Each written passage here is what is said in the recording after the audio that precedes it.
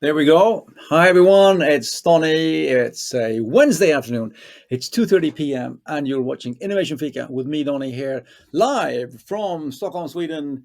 KDH Innovation, Stockholm, center of Stockholm, and a lovely sunny winter day, -4 degrees, nice and crisp, blue skies, sun shining. Perfect setting for my 100th episode of Innovation Fika. I can hardly believe that I've actually done 100 episodes. As we are waiting to get started, just as, let's see here, Kulsom here from Pakistan. Good to see you, Kulsom, today. Add in the comments who you are, where you're from. Let's get the networking going as well, and make sure to keep that and keep on going. And yes, Yash, so good to see you. Happy to see you, and of course, Mr. Alvarez, Mr. Coupon from Stockholm, Sweden. Good to see you, sir, as well. Happy to see everybody on board. As you know, my name is Donny. I do this every week, every Wednesday. I do this Innovation Fika Wednesday afternoon, 2:30 p.m., where I interview interesting people about interesting things. And all of my, no, hang on, boom, there. All of my recordings are on YouTube, so you will be seeing you after this 100 episodes on YouTube, and all of my written content is on Medium. So if you want to check out the 500 plus posts I've written so far, just written 8 posts on growth mindset. I'm going to release the 9th one on growth mindset tomorrow, I think. And let's see, okay, and Linda as well here from Sweden. Hi, Linda. Good to see you. Wonderful. Good to see people coming in. Today, we are going to speak to a new good friend of mine, Mr. Giuseppe Stigliano, who is an Italian, but in global citizen, a CEO of a big agency network, Spring Studios. He's also co-authored a couple of books with Philip Kotler, the father of marketing. And of course, he is also a TEDx speaker. I met him actually at TEDx Roma, where we shared the stage. I did a talk at TEDx Roma in January, and he also did one. And that's how we met. I hope to be featuring more of the TEDx speakers here as well in my Innovation Fika. Actually, at the moment, I'm just waiting for, here we go. I can see him in the green room here, in the studio, in the back room here. And let me just I'll stop talking about me, and I'll start talking about Giuseppe, and I'll say, okay, look here, Marco as well. Marco with a greeting to Giuseppe as well. Beautiful. Let's get Giuseppe in the studio and say, hi, Giuseppe, welcome to the show. Hi, everyone. Sorry I was late. I had a technical issue. Don't worry at all. We're just getting people to say hi to everyone. We have people from all over the world. We have Pakistan, we have India, we have Stockholm, Sweden, and we also have, let's see here, who we have here. We have Kenya. Wonderful. Ronald, welcome. Your first attendance. Welcome in. So good to see you. And we have Linda as well. Look, Linda from Zimbabwe, but currently in Stockholm. So we have people from all over the world coming in here, only for your sake, Giuseppe, only for you. So Oh, really, no, really no, no, happy no. to It's have not you here. for me. It's because you created this amazing series. Oh, it's really, really cool. And by the way, everyone, we're recording this, so you can always, if you always find a lag in the video, don't worry about that. The recording will be fine. Don't worry, because we're recording locally for both participants, and it will look great. So let's get going, Giuseppe. Good to see you. Good to see you, sir. So fantastic. But let me just start. I ask the guests the same question every single time. I say, welcome in. Who are you and what do you do? In a nutshell. Well, in a nutshell, I'm the global CEO of a company called Spring Studios. We are a marketing and advertising agency with in-house production capabilities, and we also create great events. We have offices in Los Angeles, New York, Milan, and of course London, where I live. And I'm also an adjunct professor. I teach marketing, and I'm an author. I wrote a couple of books about retail marketing. Yeah. Together That's with it. This is Philip Kotler, no less. together with Philip Kotler. Yeah. He's my mentor and I'm his co-author. We are actually also working on a third book together, which would be published the end of the year, I would say November, December this year. So super excited. Okay, cool. And I have a question. I mean, I have so many questions for you today, and we're going to talk about. We're actually going to talk about the subject how to become a marketing superhero, which is a very interesting subject itself.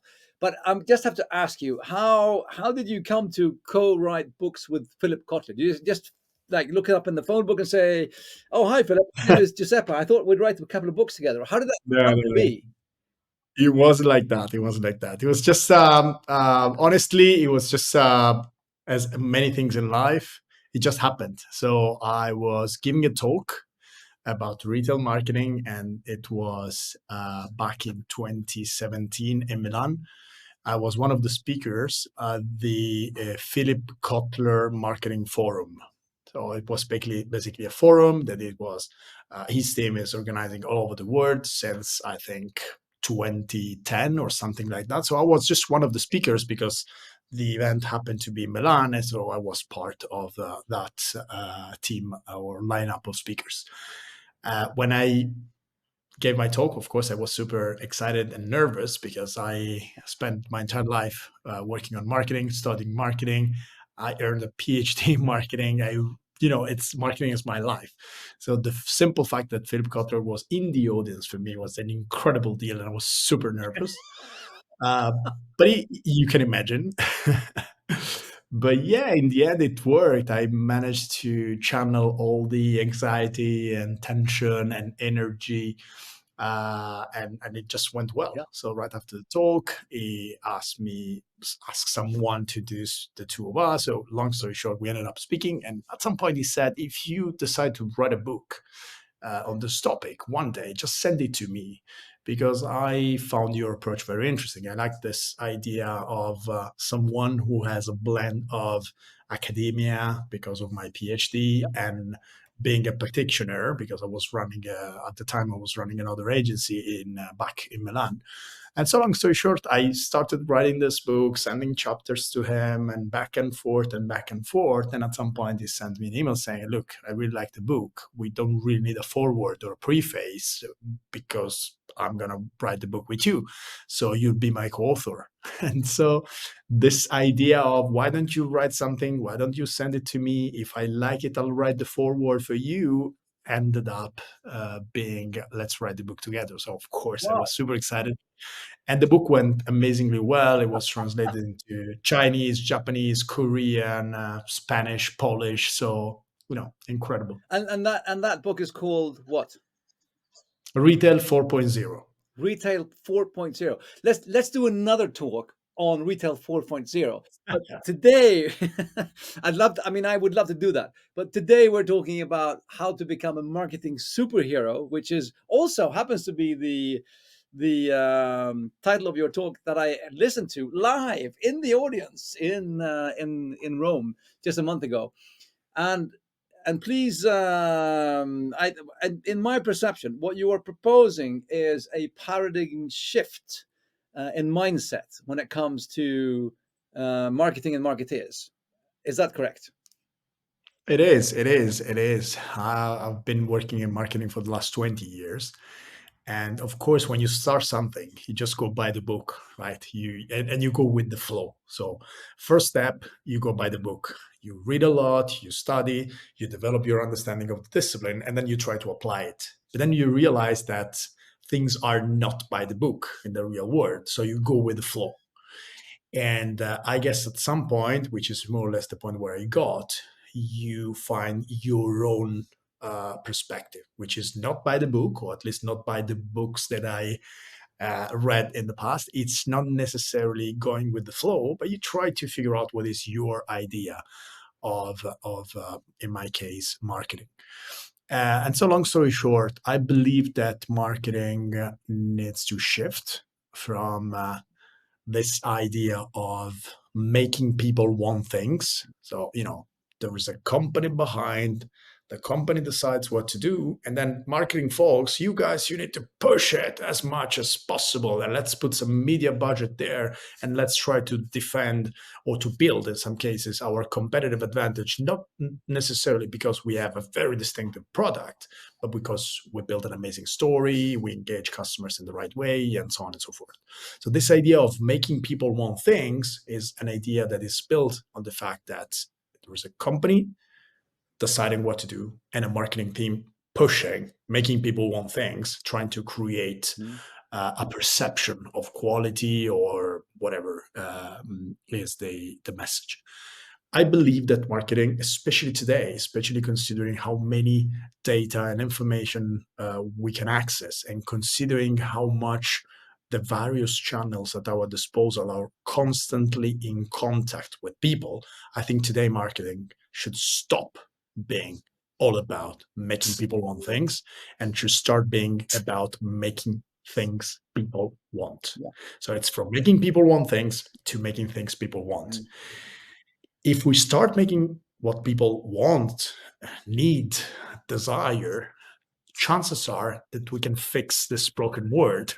Because especially now, especially today, especially millennials and Gen Z, uh, especially after COVID, we pay a lot of attention to a number of social, environmental, and political issues that are very relevant for people. So let me recap. If people want different things that are very, and people are very conscious about the environmental impact, about the role of companies in the society at large, about the diversity, inclusion, the conditions of workers, and a number of other topics. And this is what people want and care about. And marketing becomes a tool to listen to what people want and inform companies so that they can design and develop products that resonate with what people want.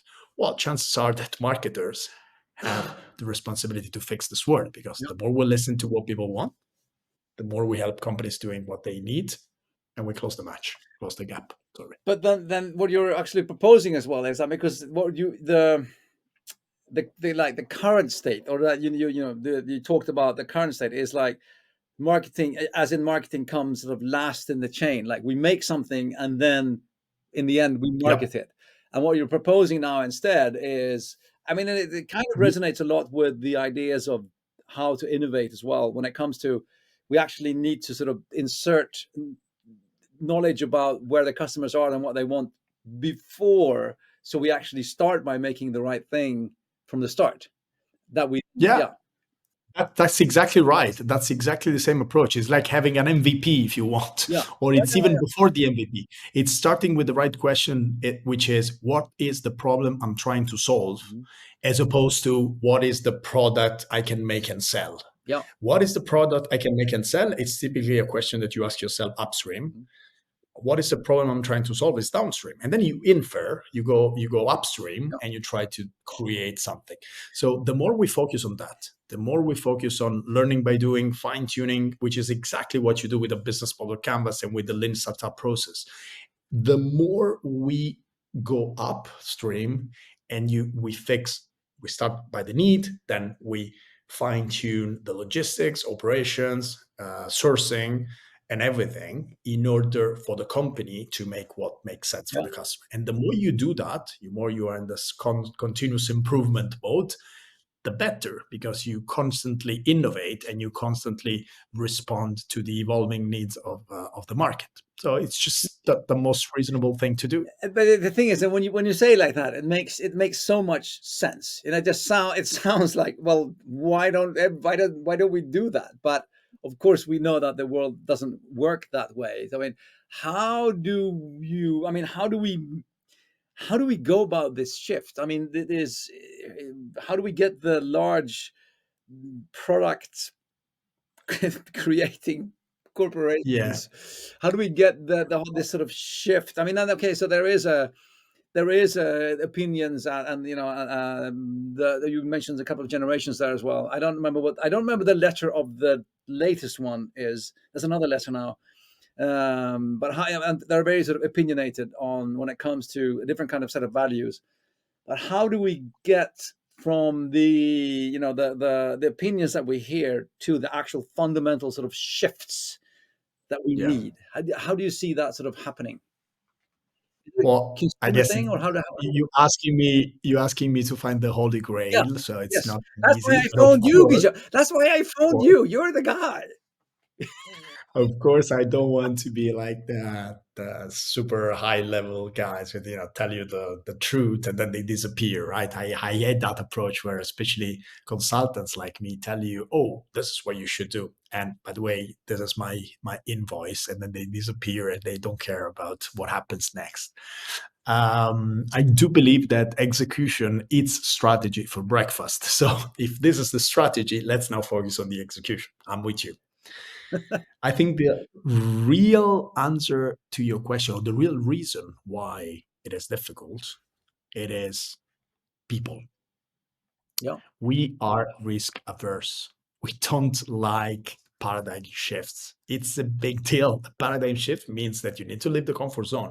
And if you're running a company, not only have you like yeah, leave the comfort zone. It's also tons of other things that you need to change, and thousands of people, probably hundreds of thousands, if you're running factories all over the world. So it's not just one person; it's an entire organization. So since people make companies and people are risk averse, changing companies is very hard. So it takes time. It's complicated. It's more about culture than technology. And so I think the first thing is trying to understand why it is difficult. And to me, it is difficult because of people. It's like when you are on a diet, then you go to the restaurant and you have a quick look, just pretending that you're not very interested into the dessert menu, and you order a tiramisu, mm, and you're like, well, wait a sec, weren't you on a diet? Yeah, but yeah, sometimes that's exactly the same, right? Assuming that we all agree that what I just described is the right thing to do, why we still eat tiramisu? If you're on a diet, you're on a diet because we're human yeah. beings. That's normal. Of course. However, I do believe that we should start some way because there's a learning curve and it's quite steep. So if we don't start, we don't get there. And I think the best way to focus on the solution is that now we're entering into my TEDx. So that was the core of my TEDx. Is a word that I really, really love.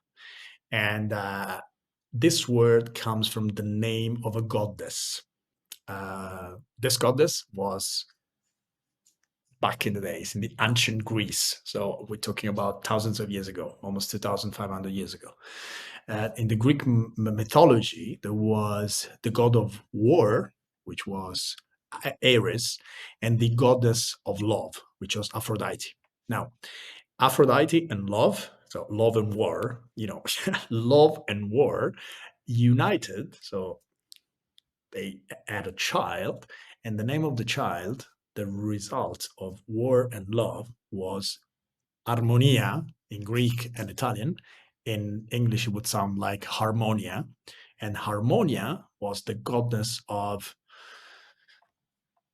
how to reconcile the opposites, if we want to simplify. She was Yeah, the goddess of synthesis, concord, uh, balance, all the things that are, about the opposites. Now, to me, this is the superpower. That's why I call this way the superpower that marketers should develop. The superpower of reconcile contradictions. That's what we need. If we keep thinking that sustainability and profit are two parallel lines impossible to reconcile, we go no way. If we keep thinking that you cannot take care of diversity and cherry pick the right talents because the majority of talents are, I don't know, Western or whatever, it doesn't work. If you keep thinking that it is perfectly okay to, bypass some limitations, leveraging some developing countries' laws just because they're less strict compared to the ones that you have in your countries. And so you can externalize productions there or delocalizing production there so that it's more convenient. And then who cares if it's not exactly the right thing to do? I mean, this is wrong. Yeah, This is simply wrong. It's no longer true, as we used to think, that the business of business is business. This quote is from Milton Friedman, yeah, and he won the Nobel Prize for economy in the 70s, 1972, saying the business of business is business, which meant basically that the only reason for a business to be is to focus on maximization of profit. exactly. And if you need to delocalize production, if you need to exploit something, it's externalities, negative externalities, not a big deal. It is a big deal. These are contradictions that we need to reconcile.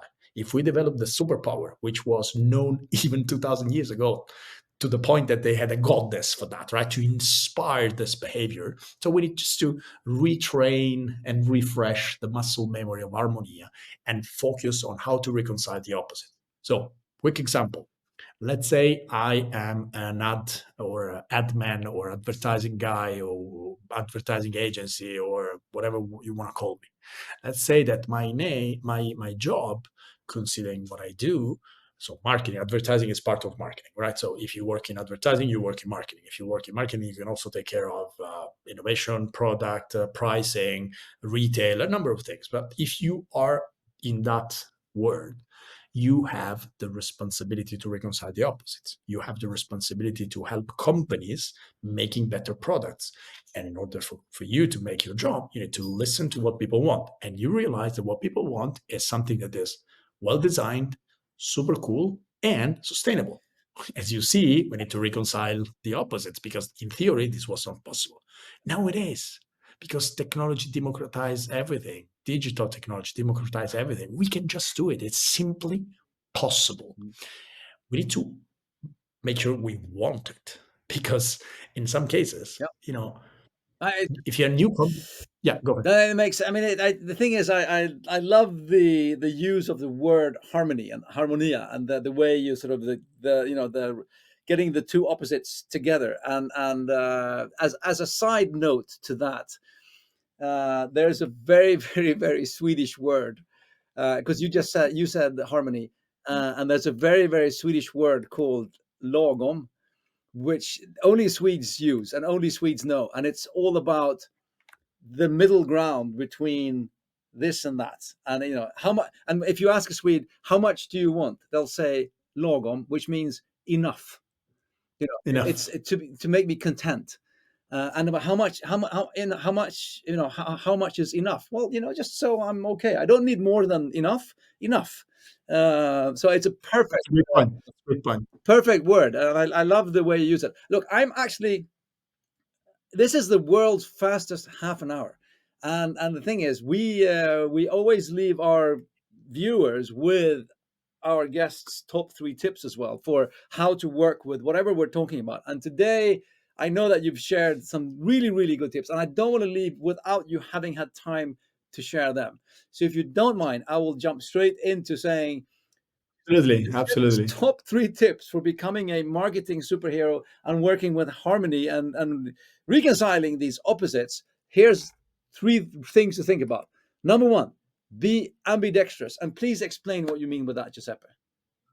Yeah. So corporate ambidexterity is known as a concept that is basically uh, how to inspire change. So, as you said before, it is very hard to change, even though you know what is the right thing to do.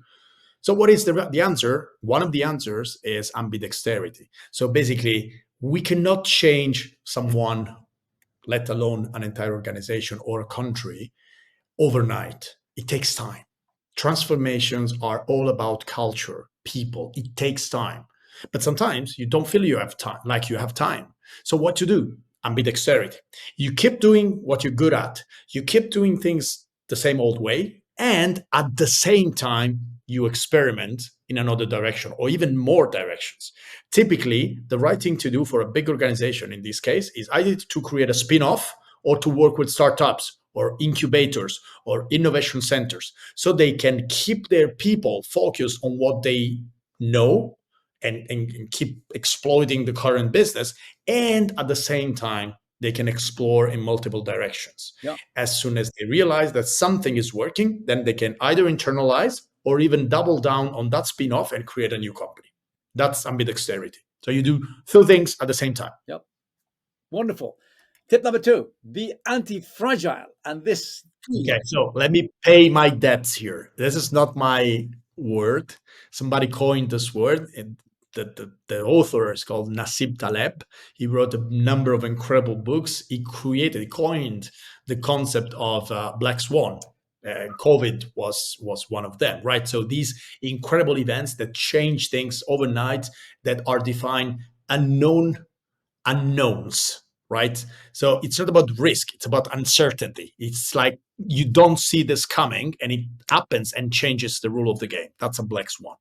Now, when this happens, people in organizations have three ways to react. One, they are one is called fragility, basically. So they don't react. The paradigm shift is too strong.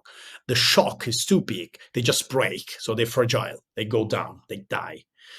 Option two, they are resilient, which means that even though they have no idea uh, about this event, this shock, even though they have no idea about how to cope with that, they try to figure out some sort of solution to stay alive, to stay afloat, and then they keep reinventing themselves, which is an amazing quality.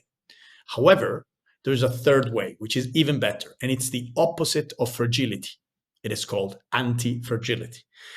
The definition of anti-fragility is the ability to thrive in chaos. In other words, it's not about being resilient, so you stay afloat. It's actually the opposite. It's like you enjoy chaos. You accept and embrace the fact that in this world, the only constant is and will be change. So it's not about staying afloat. It's about how to thrive. It's about how to forget about the old rules and develop new rules for a world that keeps changing. It's a different mindset. and I can't think of a better time to actually preach that now in this extremely volatile world where things are changing day by day by day as well. So very good. And number 3, be Number three is I'm Italian. I'm from the south of Italy. I use my hands, and I need to remember everyone that we need to stay human. The more technology invades our world, the more generative AI supports, and I'm using this word on purpose, supports people. The more we need to figure out what is the role of people. It is simply wrong, especially, for example, in the academia, where we both tend to be part of. I'm not a big fan of an approach where we spend all the time and we focus exclusively on how to avoid the use of ChatGPT or whatever other form of generative AI, how to make sure that students are not using it. I mean, it's a question, okay. I would be more interested in how to clarify and to teach and to facilitate students so they can use it as much as possible. And still, they need to understand that one thing is thinking and connecting the dots and bringing empathy and creativity and human energy to something. And another thing is creating a fairly good text or image. These are two different things. But if we keep chasing and saying, yeah, no, you shouldn't do that. It's exactly what happened with calculators or of course. Yeah. PCs to accountants back in the days, and the Luddism of the word. And it's all same old story. As soon as innovation evolves faster than people, we face that. So being human is understanding technology as much as possible, being always cutting edge and savvy, and at the same time trying to figure out what is the role of human and where we can make a difference. Wow. That's what that was some ending words if I've ever heard any. We've had some really nice comments there as well. Insightful episode. Thank you, Donny and Giuseppe. Thank you, Kulsum from Pakistan, and from India we have Yash. Thank you, Donny and Giuseppe. We have Petar here from Bulgaria as well. Wonderful. Joachim here from Sweden. 10 years to make change. Yes, normally it takes 10 years to change behavior. The bigger, yes, of course. And more Pakistan, Tanzania here as well. We had a viewer as well. Thank you everyone for watching. As I said, the world's fastest half an hour. You see it pass, but hopefully you've enjoyed it as much as I have. Thank you, thank you, thank you, Giuseppe, for Great pleasure. Thanks for having me. Really was an honor. I want you back for whichever the number of episode we'll do. I will do the 4.01 and everything else we want to talk about. There's so much left to talk about. But thank you Great for pleasure. watching. Thank you, Giuseppe, for being online today. And with that, I will say thank you, everyone. Have a great Wednesday afternoon. I'll see you next week again. But for now, we're saying thank you to Giuseppe Stigliano. Thank you. Thank you.